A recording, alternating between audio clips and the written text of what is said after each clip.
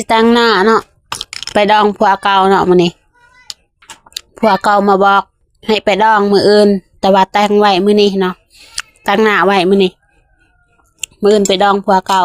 เขาสิเฮ็ดงานดองเด้แล้วเอาเมียใหม่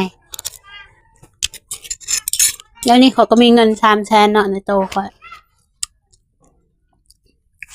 งามบ่ข่อยตั้งหน้า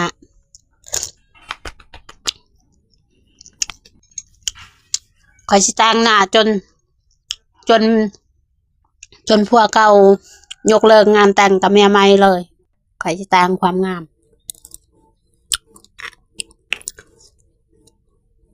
ข่อยสิเฮ็ดจนผัวเก่าข่อยปะเมียใหม่แล้วเลยมาเอากับข่อยคืนน่าฮักบ่งามเนาะมื้ออื่นสิไปแต่งไว้มื้อนี้แต่งหน้าไว้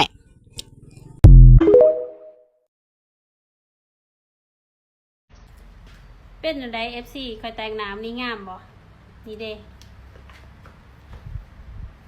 เอื้อยเพิ่นแต่งหน้าให้งามเนาะงามปะงาม ได้คนงาม งามคนงามเลย ให้เบิ้งในที่ให้ข้าเบิ้งในเพิ่งนะจ๊ะเบิ้งลายมุมโอ้สวยนะไฟวันดองเขาขี้ลาย งามบัดนี้ งามเลยโบบันนี้งามเลยโบ กว่าเจะคลองแต่งหน้าอีก